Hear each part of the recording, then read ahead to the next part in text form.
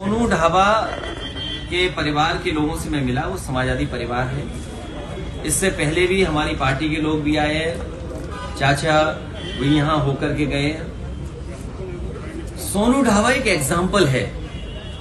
ये बीजेपी चाहती है कि इनके भी नक्शे चेक हो जाएं। ये सोनू ढाबा इसलिए गिराया गया है, एक तो ये पावर का एहसास दिलाना चाहते हैं कि देखिए आप समाजवादी पार्टी के हैं, आपका ये तोड़ दिया जाएगा। और ये बताना चाहती है बीजेपी कि अगर हम गैर कानूनी तोड़ सकते हैं तो आपको भी अधिकार है आपकी सरकार में आना, गैर कानूनी तोड़ देना। अब सवाल ये आता है कि नक्शे कितनों के पास हैं। अगर रायबरेली में भी आप जांच करने निकल पड़े तो हो सकता है कि बहुत सारे लोगों के नक्शे पास नहीं होंगे, और जिन नियमों में पास होने चाहिए उन नियमों का भी उल्लंघन होगा। इसलिए बीजेपी चाहती है कि उनके लोगों के भी इसी तरह बुलडोजर चल जाए। 24 में क्या रहेगा? 24 में क्या रहेगा समाजवादी? और सोचिए, देश के प्रधानमंत्री जी ने कहा था अगर ये सरकार देश के प्रधानमंत्री का नहीं सुन रही तो आखिरकार सरकार किसके लिए काम कर रही है? और इन्वेस्टमेंट तो ये केवल धोखा देना है। ये विदेश जो घूम आए हैं, ये केवल घूमने गए थे।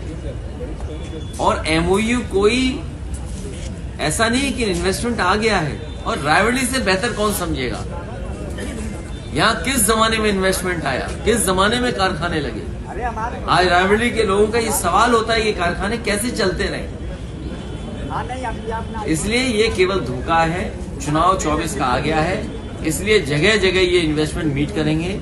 जो लोग 2 सरकारों में न हमारे पुराने कारखाने चला पाए हों, चलते हुए जिनके कारखाने बंद हो गए हों, वो इन्वेस्टमेंट क्या लाएंगे? और अगर इन्वेस्टमेंट लाने की बात है तो ये बताएं कि किस इंडस्ट्रियल पॉलिसी से इन्वेस्टमेंट ला रहे हैं।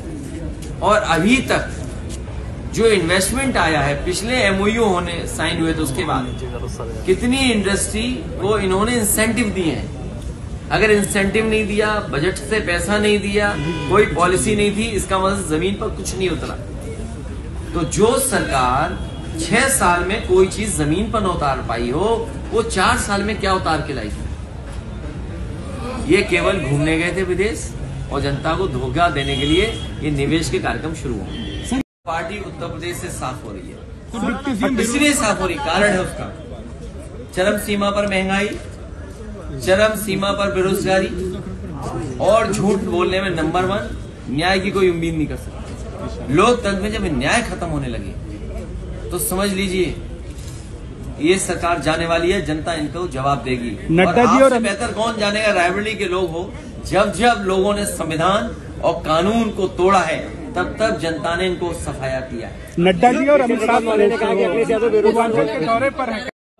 छात्रा के साथ दुराचार। देखिए, पुलिस को जो काम करना चाहिए वो काम नहीं कर रहे हैं। आपको याद है मुख्यमंत्री जी कहते थे कि मैं 12 बजे तक सोता हूँ। याद कीजिए, अभी मैं पुलिस हेडक्वार्टर गया था, तब मुझे पता लगा कि मुख्यमंत्री जी हम लोगों के लिए नहीं कह रहे थे, वो अपनी पुलिस के लिए कहते थे कि पुलिस 12 बजे तक सोती है। पुलिस को जो काम करना चाहिए वो काम नहीं कर रही, उसके अलावा सब काम कर रही है। इतनी करप्ट पुलिस कभी नहीं हुई जितनी भारतीय जनता पार्टी की सरकार में करप्शन किस लेवल पर पहुंच गया। कांग्रेस की भारत जोड़ो यात्रा को कितने नहीं, अस्थिरता तो बीजेपी फैलाती है, ये आपको कहना चाहिए। देखिए, बीजेपी बड़ी होशियार पार्टी है, इतनी होशियार पार्टी है जिसकी आप और हम कल्पना नहीं कर सकते। जनता इन्हें चाहती नहीं है, महंगाई का जवाब नहीं देना चाहते, बेरोजगारी का जवाब नहीं देना चाहते, और जब इसके जवाब खत्म हो जाते हैं तो ये महिलाओं से कुछ न कुछ ट्वीट करवाते हैं। जीत कैसे जाते हैं? अगर कोई विरोध हम करें, उसका जवाब दे दें तो पुलिस को आगे कर देते हैं। जिस तरीके से पूरे उत्तर प्रदेश में ब्लॉक प्रमुखी, जिला पंचायत, विधान परिषद चुनाव लूटे गए थे, अगर आप विरोध करने गए होंगे तो आप पे मुकदमे लगवा दिए गए होंगे। इसी तरह ट्विटर पर आप लड़ रहे थे, लड़ते लड़ते लड़ते लड़ते सब सीमाएं लांघ गए आप, और जब उसमें भी आप हार गए तो आपने क्या इस्तेमाल किया? पुलिस को इस्तेमाल किया, एफआईआर का इस्तेमाल किया। आप पत्रकार साथी हैं, आप सब जानते हो अगर थोड़ी खबर भी आप सच्ची दिखा दोगी तो हो सकता है FIR का डर आपके अंदर भी पैदा कर दे। आपकी सरकार में भी रहा